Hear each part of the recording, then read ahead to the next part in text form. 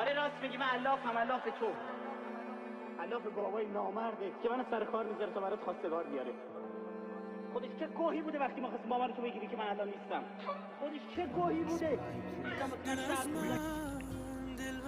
داود خبر داری؟ اسرائیل میخواد حمله کنه به ایران.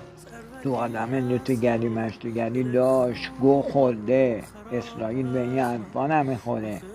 اگه به این حرفا میخورد تا تش میخورد هفتشم توف میکرد. والا اینستا یوتیوب همش پره، میگن میخواد حمله کنه. نه دایی، تو آدم نوتگری مشتگری تا این جانب داوود خطر مساوی با مرگ برابر با سکته تقسیم با زلزله ریشتری ارگ بم بایستاده. اسرائیل که هیچی.